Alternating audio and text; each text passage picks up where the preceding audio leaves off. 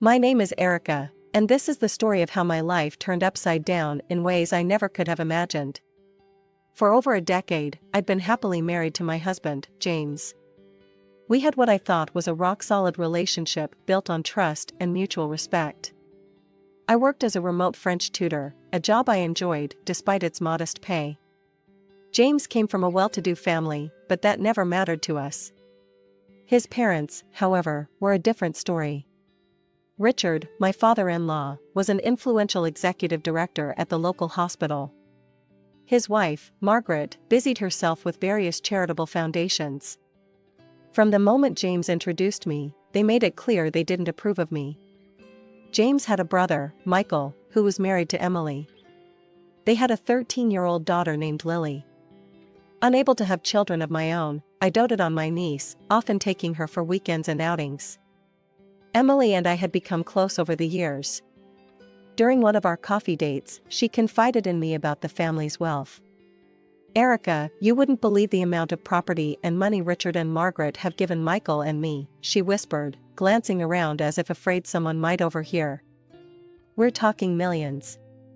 I raised an eyebrow, surprised. "Millions? Where did they get that kind of money?" Emily shrugged. "I try not to think about it too much. But sometimes I joke that we're secret millionaires who can't touch our fortune." I laughed along, but a nagging feeling settled in my stomach. Something about the situation felt off, but I pushed the thought aside, focusing instead on my family and my work. Life continued this way for years, a delicate balance of family dynamics and unspoken tensions. Then, tragedy struck. Michael and Emily were killed in a car accident, leaving Lily an orphan. The funeral was a somber affair, but something about Richard and Margaret's behavior struck me as odd. They seemed distracted, almost annoyed by the proceedings, as if they had more pressing matters on their minds than grieving their son. As we stood by the graveside, I overheard Margaret muttering to Richard, "We need to sort out the paperwork as soon as possible. This complicates everything." In the days that followed, I threw myself into caring for Lily. The poor girl was devastated, and I wanted to do everything I could to comfort her. After much discussion with James, I approached him with an idea. "Honey, what if we adopted Lily?" I suggested one evening. "She needs a stable home, and we love her so much already." James considered it for a moment before nodding. "I think that's a wonderful idea. Let's talk to my parents about it." The next day, James and I visited his parents' sprawling mansion to discuss our proposal to adopt Lily. As we sat in their opulent living room, I couldn't help but feel out of place among the antique furniture and priceless artworks. "Absolutely not," Margaret snapped as soon as we broached the subject. Her eyes narrowed as she glared at me. "Erica is not suitable to be a mother to our granddaughter. We will raise Lily ourselves." I was stunned by the vehemence in her voice. "But I've been a part of Lily's life since she was born," I protested.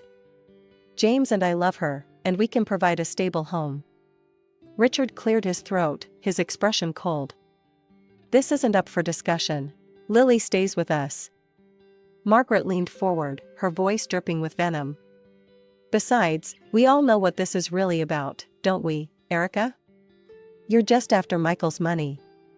How convenient that you can't have children of your own, and now you want to swoop in and become Lily's guardian. Did you think we wouldn't see through your little scheme?" As we left the house, I felt a mix of anger and sadness washing over me. "I can't believe they'd accuse me of something so horrible," I said to James as we drove home. He sighed, keeping his eyes on the road. "I'm sorry, Erica. They're just protective of Lily. Give them time, they'll come around." But time didn't improve things. In fact, over the next few weeks, I noticed a change in James. He began staying late at work more often, always with some vague excuse about an important project. When he was home, he seemed distracted, constantly checking his phone and exchanging messages with someone. One evening, as we sat at the dinner table in silence, I couldn't take it anymore. "James, is everything okay? You've been so distant lately." He looked up from his phone, his expression hard. "It's nothing you need to concern yourself with," he snapped. I recoiled at his harsh tone. This wasn't like him at all. I'm your wife, I said softly. If something's bothering you, I want to help. Just drop it, Erica, he growled, pushing away from the table and storming out of the room. Hurt and confused, I tried to focus on the one bright spot in my life, my relationship with Lily. I visited her at Richard and Margaret's house as often as I could, helping her with her French lessons and providing a sympathetic ear for her grief. One afternoon, as Lily and I sat in the sunroom working on her conjugations, I overheard Richard and Margaret arguing in the next room. Curiosity got the better of me, and I found myself straining to hear their heated exchange. We need to find a way to invalidate that trust fund, Richard hissed. $10 million, Margaret. $10 million that should be ours, not locked away for that girl. Margaret's voice was equally angry. Don't you think I know that? I've got the lawyers working on it, but it's not going to be easy. Michael made sure everything was ironclad before he died. I felt my blood run cold. They were talking about Lily's inheritance, the money Michael and Emily had set aside for their daughter's future. And they wanted to take it for themselves. That evening, I rushed home, prepared to tell James everything I'd overheard. But as soon as I walked through the door, I knew something was terribly wrong. James was sitting in the living room, a stack of papers on the coffee table in front of him. We need to talk, Erica, he said, his voice devoid of emotion. I approached James cautiously, the urgency of what I'd overheard momentarily forgotten. James, what's going on? He didn't meet my eyes as he pushed the stack of papers towards me. I want a divorce, Erica. The words hit me like a physical blow. I stumbled back, gripping the edge of the sofa for support. What? Why? James, I don't understand. James finally looked up at me, his eyes cold and unfamiliar. I've met someone else. She's beautiful, intelligent, and from a good family. Everything you're not. Before I could respond, he pulled out his phone and showed me a picture. A stunning brunette smiled back at me, her arm draped possessively over James's shoulder. They looked happy, intimate. This is Amanda, James said. We've been seeing each other for a while now. I need you to sign these and leave. Tonight. Tears blurred my vision as I mechanically signed where he indicated. I felt hollow, as if someone had scooped out my insides and left me an empty shell. What about the house? Our stuff? I asked, my voice barely above a whisper. James waved dismissively. We'll sort out the division of property later. I don't have time for that now. Just pack what you need for a few days and leave the rest. I nodded numbly and headed to our bedroom, no, his bedroom now, to pack a bag. As I threw clothes haphazardly into a suitcase, I heard the front door open. James? Are you home, darling? Did you get rid of her? It was Margaret's voice, sickly sweet in a way I'd never heard before. Yes, Mom, James replied. Erica's packing now. She'll be gone within the hour. Margaret clapped her hands together. Excellent. You must bring Amanda to dinner tomorrow. Your father and I are dying to meet her properly. I retreated to the bedroom, feeling sick. How could they be so callous? So cruel? I finished packing in a daze, my mind reeling from everything that had happened. When I came downstairs with my suitcase, Margaret was still there. She didn't bother to hide her triumphant smile. Erica, dear, she said, her voice dripping with false sympathy. I'm so sorry things didn't work out between you and James. Besides, don't bother coming around to see Lily anymore.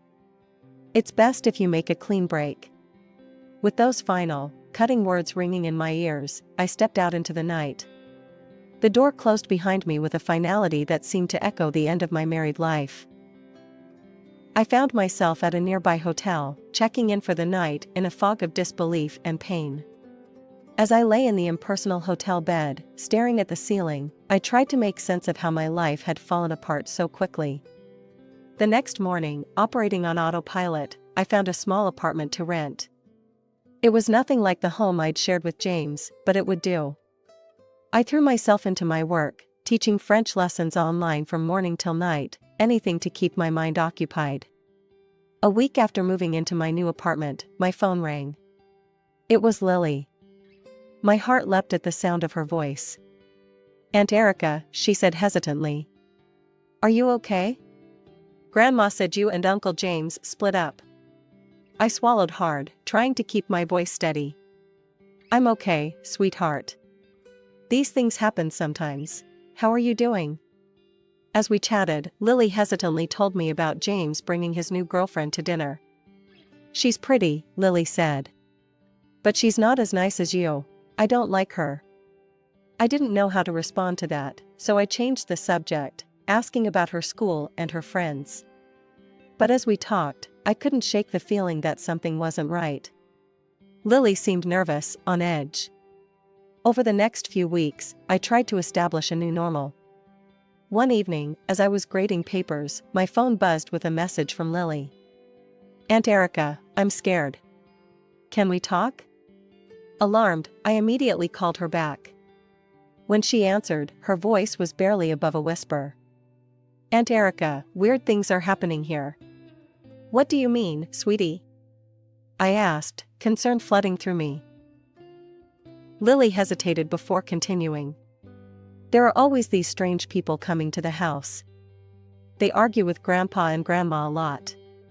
They talk about money and something called a trust fund. It sounds like Grandpa and Grandma owe them something."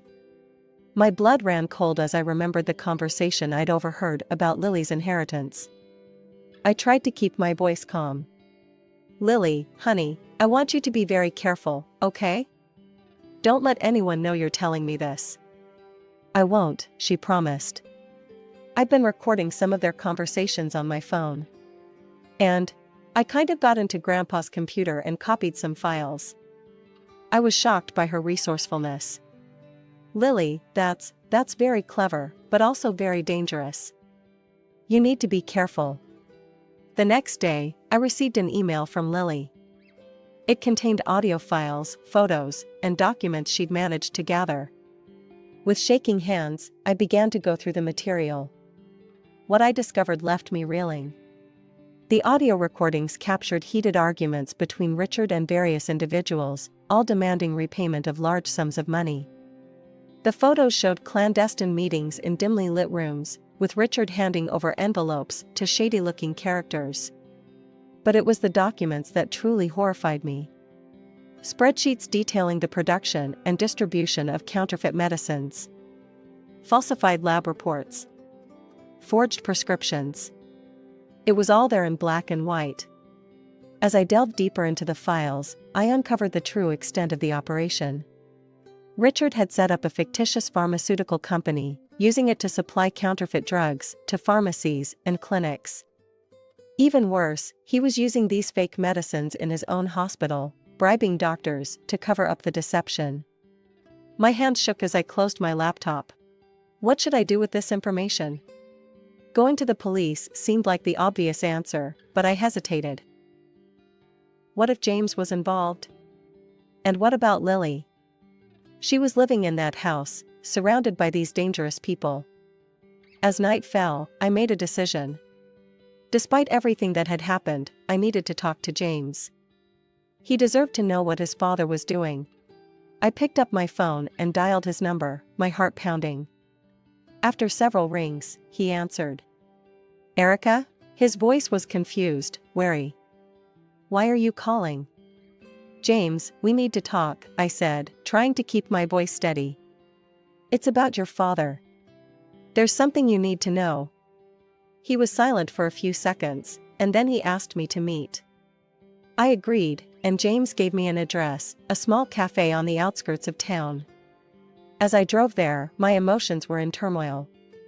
The cafe was nearly empty when I arrived.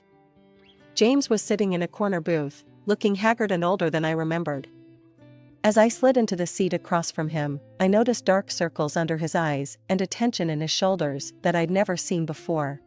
"Erica," he began, his voice low, "I've been working with the police for months. We're building a case against my father and his entire operation." I stared at him, stunned. "What? But the divorce? Amanda?" James ran a hand through his hair.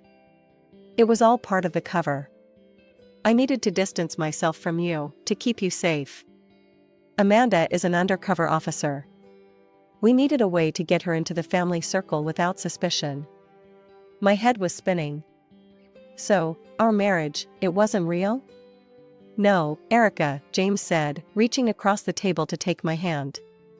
Our marriage was the only real thing in all of this. I love you. I've always loved you. Pushing you away was the hardest thing I've ever had to do. Tears welled up in my eyes as relief and anger warred within me. Why didn't you tell me? I could have helped. I couldn't risk it, James said, his voice pained. My father's network is vast. If there was even a hint that you knew something, you'd be in danger. I couldn't bear the thought of anything happening to you. As James continued to explain, I learned the full extent of the investigation. It wasn't just Richard involved, there were corrupt doctors, pharmacists, and even government officials implicated. The case was massive, with potential ramifications that reached far beyond our small town. But what about Lily? I asked, suddenly remembering my niece's fear. She's living in that house, James. She's scared. James's face darkened. I know. We're working on a way to get her out safely. But it's complicated. We talked late into the night. When we finally parted ways, James pulled me into a tight embrace. I'm so sorry for everything I put you through, he whispered. When this is all over, I promise I'll make it up to you. I clung to him, savoring the feeling of being in his arms again. But as I drove home, a nagging worry settled in my stomach. Despite James's assurances, I couldn't shake the feeling that Lily was in immediate danger. The next morning, I was jolted awake by the shrill ring of my phone. Lily's name flashed on the screen, and my heart raced as I answered. Aunt Erica. Lily's voice was a panicked whisper. They're packing. They keep saying they need to get out before it's too late. I sat bolt upright, fully alert now. Lily, listen to me carefully. Are you safe right now? Can they hear you? I'm hiding in my closet, she replied. But I don't know how long before they. Suddenly, there was a commotion on the other end of the line. I heard Lily gasp, followed by the muffled sound of a struggle. Lily? Lily! I shouted into the phone, but the line went dead. Panic surged through me. Without thinking, I threw on some clothes and rushed out of my apartment. I knew I should call James or the police, but there was no time. When I arrived at the house, I saw frantic activity through the windows. Shadows moved back and forth, and I could hear raised voices inside. Taking a deep breath, I approached the front door and rang the bell. For a moment, everything went quiet. Then, the door swung open, revealing Richard's surprised face. Erica, what are you doing here? He asked, his voice strained. I plastered on a fake smile. I left some of my things here when I moved out. I was hoping I could collect them. Richard's eyes narrowed suspiciously, but before he could respond, I heard Lily's voice from inside the house. Aunt Erica, help me. Without hesitation, I pushed past Richard and ran into the house. The scene that greeted me was chaos. Suitcases were strewn about, drawers left open, papers scattered everywhere. Margaret stood in the living room, gripping Lily's arm tightly. Let her go, I demanded, my voice stronger than I felt. What happened next was a blur. Richard lunged at me, but years of yoga had made me quicker than he expected. I dodged his grasp and made a dash for Lily. Margaret, in her surprise, loosened her grip, and Lily broke free, running towards me. We almost made it to the door when I felt a sharp pain in the back of my head. Richard had grabbed a heavy bookend and struck me. I stumbled, my vision blurring, but I managed to push Lily towards the door. Run, Lily! Get help! I shouted as I fell to my knees. The last thing I saw was Lily's terrified face as she ran out the door. Then, darkness engulfed me. I don't know how long I was unconscious. When I came to, I found myself bound to a chair in what looked like Richard's study. My head throbbed, and I could feel something warm trickling down my neck, blood. Richard paced the room, running his hands through his hair. "We need to leave now. Before the police arrive." "What about her?" Margaret gestured towards me. Richard's eyes met mine, and I saw a coldness there that chilled me to the bone. "We can't leave any loose ends." Suddenly, we heard the distant wail of police sirens. Richard and Margaret froze, panic etched on their faces. "It's too late," Richard muttered. "We need to run. Now." As they rushed to grab their belongings, I struggled against my bonds. The sirens grew louder, and I heard car doors slamming outside. Richard and Margaret were shouting at each other now, their carefully constructed facade crumbling in the face of imminent arrest. Just as I felt the ropes loosen, the study door burst open. James rushed in, followed by several police officers. "Erica," he cried, running to my side and quickly untying me. As the police handcuffed Richard and Margaret, reading them their rights, James pulled me into a tight embrace. "I'm so sorry," he whispered. "When Lily called me, I came as fast as I could." I sagged against him, relief washing over me. "Lily? Is she safe?" James nodded. "She's outside with a social worker. She's shaken up, but she's okay." The next few days passed in a blur of police statements, medical examinations, and sleepless nights. I was diagnosed with a mild concussion from Richard's attack, but the doctors assured me I would recover fully. As I sat in the hospital bed, James by my side, we watched the news unfold on the small television in the corner of the room. The arrest of Richard, a prominent figure in our community, had sparked a media frenzy. Headlines screamed about the counterfeit drug king and the hospital of horrors. "The scale of this operation is unprecedented," a grim-faced police chief announced at a press conference. "We're looking at hundreds of millions of dollars in damages, and countless lives put at risk." As we were listening to the news, reliving the traumatic events, a knock at the door interrupted us. A tall, serious-looking woman in a suit entered the room. "Mr. and Mrs. Harrison," she said, her voice crisp and professional. "I'm Detective Laura Chen. I'm leading the investigation into your father's operation. I was hoping I could ask you both a few questions." Over the next hour, we recounted everything we knew. James explained his involvement with the police investigation, while I shared the information Lily had gathered and the events leading up to my confrontation with Richard and Margaret. Detective Chen listened intently, taking notes. When we finished, she looked at us with a mix of admiration and concern. "You've both been through a lot," she said. "And I'm afraid it's not over yet. The trial is going to be long and difficult. Are you prepared for that?" James and I exchanged a look. "We'll do whatever it takes to see justice done," I said firmly. As Detective Chen left, promising to keep us updated on the case, another visitor arrived, Lily, accompanied by her social worker. "Aunt Erica," she cried, rushing to my bedside and throwing her arms around me. I was so scared. "I thought they were going to hurt you." I held her tight, feeling her small body shake with sobs. "It's okay, sweetheart. You were so brave. You saved us all. But we have another long battle ahead of us." And long it was. The case dragged on for over 2 years, making headlines across the country. As I recovered and we tried to rebuild our lives, the trial loomed over everything. Finally, after months of testimony and mountains of evidence, the verdict came in. Richard and Margaret were sentenced to lengthy prison terms. All their assets, including the trust fund they had set up for Lily, were confiscated as proceeds of crime.